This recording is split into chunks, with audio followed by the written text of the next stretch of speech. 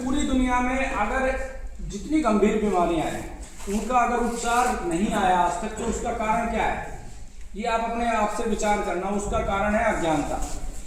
Cancer का उपचार दुनिया में नहीं है तो उसका कारण है अज्ञानता। ठीक है, तो अज्ञानता को मिटाना है तो आप ठीक हो जाओगे। अज्ञानता का मिटाने का क्या तरीका है?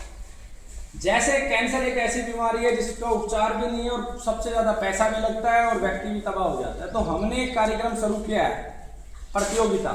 उसकी वजह से मुझे जेल भी जाना पड़ा, है ना।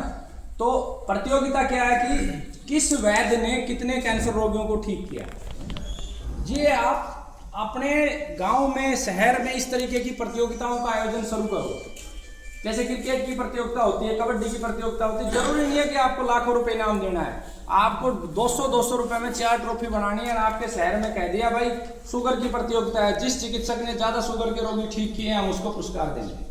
ये समाज को बचाने के लिए, जीवन को बचाने के लिए बहुत जरूरी है। आप कैंसर की प्रतियोगिता आयोजित करो भाई, जिसने जितने ज्यादा ठीक करे उसको हम सम्मान देंगे। सम्मान से, प्रेम से अगर हाथ भी आपने किसी के सर पे रख दिया वो फले फूलेगा।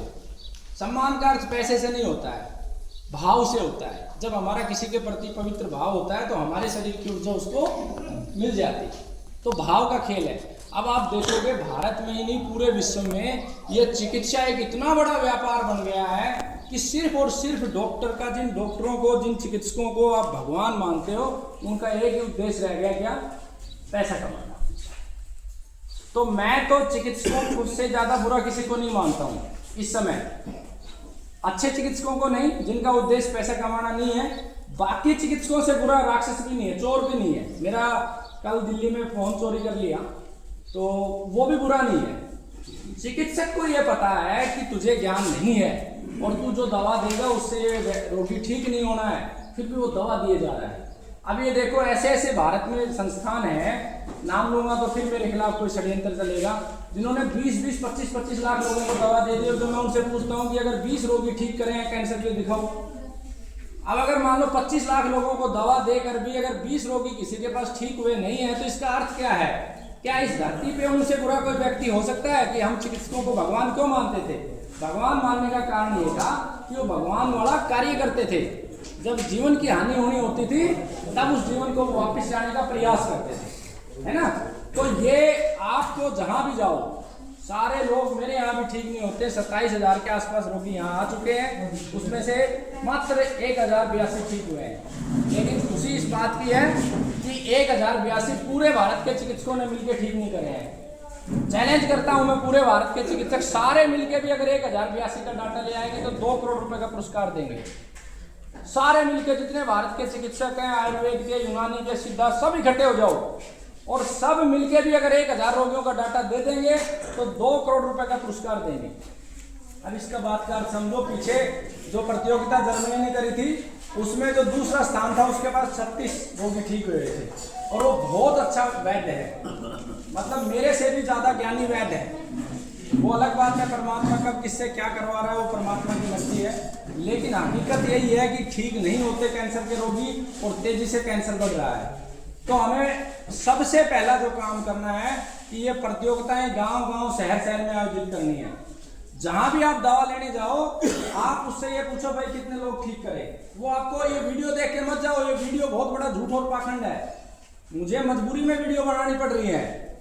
ये वीडियो तो 500 रुपए या 1000 रुपए किसी को भी दे दोगे ना तो वो बैठ के कह देगा जी तो मैं तो मरा पड़ा था, अरे इस वैद्य ने बचा लिया। और वो मोबाइल नंबर नहीं देंगे, क्योंकि मोबाइल नंबर देने से सारा खेल खुल जाता है। मेरे पास हजार का डाटा आया था कि मैंने 1000 ठीक किए, लेकिन परमात्मा ने मस्तिष्क दिया है। हमने जब उनको फोन किया, फोन काटने से पहले हमने बोला कि तुम्हारे गांव के सरपंच का नंबर दो, तुम्हारे चाचा का नंबर दो, बुआ का नंबर दो। फोन खुल गई, नहीं जी हमारे घर में तो किसी को कैंसर नहीं था। तो ऐसे ऐसे खेल विज्ञापन के नाम पर चिकित्सा में खेले जाते हैं। ऐसे भी रोगी हैं जिनकी वीडियो बन गई, ठीक हो गए, नंबर नहीं दिया, व्यक्ति खत्म भी हो गया और आज तक उसकी मार्केटिंग जारी है। तो 20 लोग जहां भी ठीक हुए हैं भारत में, एलोपैथी को छोड़ के, एलोपैथी का अलग सिस्टम है, बाकी सारी पट्टियों में जहां जिसने 20 लोग ठीक करे वहां आप दवाई ले सकते हो। वो व्यक्ति साक्षात भगवान है। जिसने 20 ठीक कर दिए वो भगवान है, क्योंकि 20 ठीक करना आसान नहीं है कैंसर में। तो जहां भी यहां से आगे मान लो आपको परिणाम ना मिले तो आप आगे जहां भी जाओ 20 व्यक्तियों से मिलो, और जिसको शंका हो शाम को 4 बजे के बाद मैं फ्री होऊंगा, मेरे साथ बैठ जाना। मैं 20 नहीं, 30 नहीं, 40 नहीं, 50 लोगों के नंबर दे दूंगा। जिस जिस क्षेत्र के जो पेशेंट है मेरे से नंबर लेके जाना, बात करके जाना, ताकि आपको पूरी तसल्ली हो। तो ये दूसरा नियम आपको पालन करना है। अब इस बीमारी को हराने के लिए हमें क्या करना है? इस बीमारी को हराने के लिए पहला स्टेप होता है कि जिन वजह से कैंसर हो रहा है उनको हटा देना है जीवन में। अब वो कैसे पता चलेंगे, उसकी एक वीडियो इन्होंने दी है, मैं उस पर नहीं बोलूंगा क्योंकि आधा घंटा लगेगा, आपका टाइम वेस्ट हो जाएगा। आपको उस वीडियो को सुनना है मेरे पास आने से पहले। आपका नंबर 20 आ रहा है, बाहर जाइए, आप कान में लीड लगाइए, उसे सुनिए। पहला काम आपको कैंसर के कारण हटा देने हैं, बिल्कुल पूरे घर से हटा दो। चाय नहीं पीनी है, उसमें लिखे हुए हैं, उस बोर्ड पे भी लिखे हुए हैं। अगर वीडियो ना भी सुनो तो उस बोर्ड पे पढ़ लेना। हालांकि वीडियो के अंदर कुछ और नए कारण भी है, वो पहला काम करना है ठीक होने के लिए मैं बता रहा हूँ। दूसरा काम क्या करना है, क्या खाना है वो आपको बिल्कुल क्लियर होना चाहिए। उसका वीडियो इन्होंने दे दिया होगा आपको, और उस वीडियो को 6, 7, 10 रिश्तेदारों को शेयर कर लो, घर के सभी सदस्यों को शेयर कर लो, ताकि कोई पॉइंट आपसे मिस हो तो दूसरा आपको सचेत कर दे। ठीक है, दूसरा क्या खाना है ये। तीसरा ऐसी कौन सी चीजें हैं जिनको खाने से जल्दी ठीक होंगे, वो आपको सुनना है। ठीक है, चौथा उसमें एक वीडियो है कि 100 ऐसी चीजें हैं जो कैंसर को ठीक करने में सहायक है। छोटी छोटी चीजें हैं, जैसे पानी अगर लोटे में पिलाओगे तो कैंसर जल्दी ठीक होगा, उसका पूरा विज्ञान है। पानी के मटके में अगर जामुन की लकड़ी डालोगे तो जल्दी कैंसर ठीक होगा। सहजन की जड़ डालोगे तो जल्दी कैंसर ठीक होगा।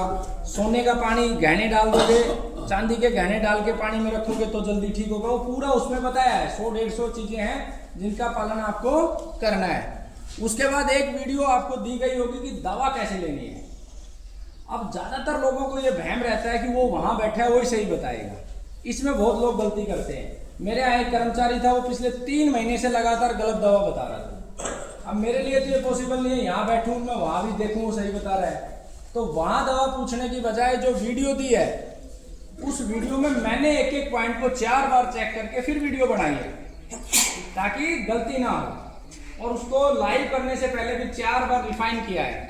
तो वहां उसके मुंह से सुनोगे तो वो गलत बता देगा, तो मेरी जिम्मेवारी नहीं है, उसकी गलती उसकी भी नहीं है। एक ही काम को अगर दिन में 100 बार रिपीट करेगा तो 10 बार गलत निकलेगा। मेरे भी शब्द गलत बनाते हैं, तो वो वीडियो आपको सुननी है। ठीक है, इसके बाद जो आपको 5-6 चीजें बता देता हूं जो आपको हर हाल में करनी है।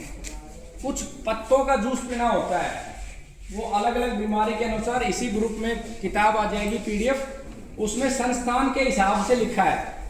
जैसे पाचन संस्थान का किसी को कैंसर है तो पाचन संस्थान में क्या आ गया, जीभ आ गया, आपका दांत आ गया, आपका मुंह का हिस्सा आ गया, आपकी फूड पाइप आ गई, फिर आपका पेट आ गया, छोटी आंत आ गई, बड़ी आंत आ गई, लीवर आ गया, और फिर मल द्वार आ गया। इस एरिया में कहीं कैंसर है तो वो पत्ते खाने हैं, उसमें लिखे हुए हैं, किताब आएगी PDF। ठीक है, फिर किसी को श्वसन संस्थान में है यानी फेफड़ों में कैंसर है तो उसके अलग पत्ते हैं, तो वो पत्तों का जूस जरूर पीना है। एक उसके अंदर चटनी लिखी हुई है, वो सभी प्रकार के रोगियों को लेनी है, जिसमें नीम के पत्ते हैं, कड़ी के पत्ते हैं, तुलसी के पत्ते हैं, 2 काली मिर्ची, 1 सफेद मिर्च है, और मरवा के पत्ते हैं। वो सभी प्रकार के कैंसर के रोगियों को लेनी है। ठीक है, उसके बाद योग प्राणायाम करना है। एक आपको उपवास की एक पूरी वीडियो है 32 मिनट की। ये उपवास पूरा विज्ञान है। उपवास ऐसे नहीं है कि ये कोई मतलब आप उपवास करोगे तो साक्षात भगवान विष्णु आ जाएंगे, भगवान शिव आ जाएंगे और आपकी बीमारी को ठीक कर देंगे। उपवास का अपना एक पूरा विज्ञान है, उस वीडियो में पूरा बताया है। तो जैसे लीवर कैंसर का अलग उपवास होता है, वो आपको उपवास करना है, किडनी वाले का अलग उपवास है, वो सब उपवास आपको करने हैं। ठीक है, तो ये मुख्य मुख्य बातें आपको ध्यान रखनी है। मेरे पास जब आएंगे तो मुझे सिर्फ 30 सेकंड चाहिए एक पेशेंट के लिए, और वो कब चाहिए, जब आप यहाँ बैठे हो ऐसे ही मौन होके, तब 30 सेकंड चाहिए। और अगर आपने बोलना शुरू कर दिया तो एक पेशेंट में 25 मिनट लगेगी। फिर आप शाम को जाके फ्री हो गए 8 बजे, 9 बजे, 10 बजे। तो बेहतर क्या है कि अब मैं इसको समाप्त कर रहा हूँ। आप जिसका नंबर मान लो 10 लोगों का नंबर है ना, तो 10 लोग यहाँ बैठो, बाकी अपनी अपनी वीडियो लो, कान में लीड लगाओ, गौशाला के चक्कर लगाओ, सुन के पूरा समझ के आओ। ठीक है, तो ये चीजें आपको करनी है। एक अगर कोई ऐसा नहीं शुरू